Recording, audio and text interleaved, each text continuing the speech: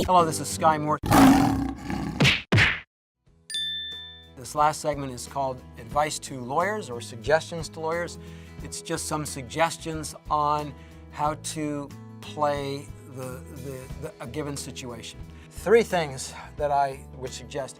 The 3 C's: calm, confident, and concentrate. Calm is that you will be attacked all the time as a lawyer. You find yourself in the heat of battle, and I just strongly suggest that you just let insults go by.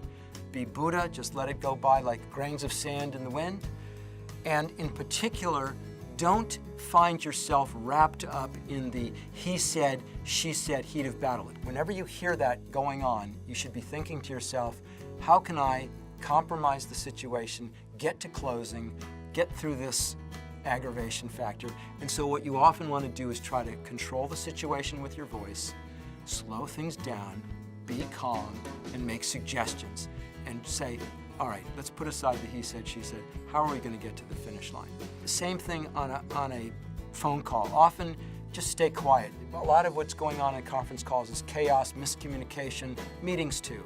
Just stay quiet, listen, get a feeling for what kind of power energy is going on. And then later on, by virtue of your being quiet and by virtue of the projection of your personality, you can later on make suggestions to get to the finish line. And you'll find it much more powerful than yakking, or getting involved in the battle. Jokes often can diffuse a situation. I'll be in a call, everyone's yelling, and I'll just try to make a joke to try to get people to calm down. So your goal is to be, if you're a guy, the father figure of the situation, because your clients are confused and it's scary and they're relying on you. If you're a woman, you're the mother figure. It works just as well. But you're the one who's bringing a sense of calm and order to the situation. Confident. Insecurity is all of our biggest failure. All of us, all people have this, and it leads them to do all kinds of mistakes. For example, we never want to admit that we don't understand what is going on. So if somebody asks us to do something, or to we're scared to stand up and say, I don't understand the question. All right, you should free yourself of that, and it comes from, this is just a matter of overcoming insecurity.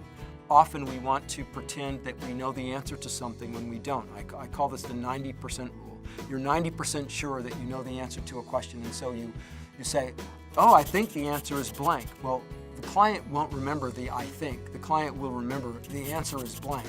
And the 10% of the time that you're wrong, the client will remember not to trust you. You've broken the bond of trust. So you just have to have the security to stand up and say, I don't know. I will go research the question and I will get back to you, so that you maintain that bond of trust. Reliance on forms. That's a matter of insecurity. We're scared to draft our own contracts. Don't be. Draft your own contracts. Use your own sense of what's right and wrong and what makes sense, because forms are just the accumulation of generations of neurosis going back to the Norman invasion. It's like so many clauses in there are ridiculous and contradictory and silly, and if you think it through, you can draft a contract that says E equals MC squared, coming from your own sense of confidence. Don't be bullied by, this is how it's always done. All right? I don't care how this is always done. It doesn't make sense. This is how I think it should work. You should have the confidence in order to do that. Concentrate is how you approach a problem. You approach it from serenity, from Zen, instead of kind of running around and saying things, sit down, be quiet, think it through, be thorough. Look at the power of analogy. Be careful about relying on secondary authority. So many times of the time, it's just wrong. All right? I don't care that it's in a book or an article or something. You've just got to trust yourself. If you write it out and you outline the issues, it will force you to think it through carefully, and you will give much better answers. The worst thing you can do is run back in to the client or to whoever asked you the question and blurt out what you think the answer is, because 50% of the time you won't have thought it through, and it won't make sense. Be polite. Be polite to staff. Be polite to the opposite side. Whoever you're dealing with, don't be rude to them. You're going to be dealing with them for the rest of your life. This Hollywood is a small community. There's no point to make enemies now. You're going to have enough, trust me. All right, so you don't need to add to the list. Protect your reputation. I guarantee you, clients will turn against you. There is no such thing as the attorney attorney-client privilege, period. It doesn't exist. Clients can waive it. Clients get sold. Trustees in bankruptcy come after you. You should assume everything you write and everything you say will be on a big blackboard in a court of law in a suit against you. That's how you should think of it. Don't do illegal things. Don't go off the deep end and go into the dark black for your client. Be aware of the gray even, because I tell you, clients will absolutely turn against you if it's in their interest. And trust me, when they get sold, it's in their interest that whoever bought them to go after you, because you're a source of recovery. Why not? You're a malpractice claim. How about? How fun is that? Adopt a mediation approach versus the adversarial approach. So if you're in a transaction, your goal is to make them partners and to make it work. It's not, I'm going to win or your client's going to win. They're partners. The truth is, they're partners. Try to make it work. How do we get to a finish line that makes both sides happy? Next, be aware of the image of your work, and I'm going to tell you a few secrets. One is look out for typos, because the clients may not understand a word that you write, but they will definitely understand typos. And here's the biggest key of all, the biggest secret of all right, which is give long time estimates. A client calls you up or a lawyer calls you up and they say, I need this tomorrow. What do you say? Most lawyers go, okay. And here's what happens. You don't get it done tomorrow. You get it done the day after tomorrow. You broke the bound of trust. And you did a sloppy job doing it. Right? It's the worst two things that you can possibly do. Client calls me up and they say, I need it tomorrow. Here's what I say. I'll get it to you in a week. And I always go, oh, darn. Okay.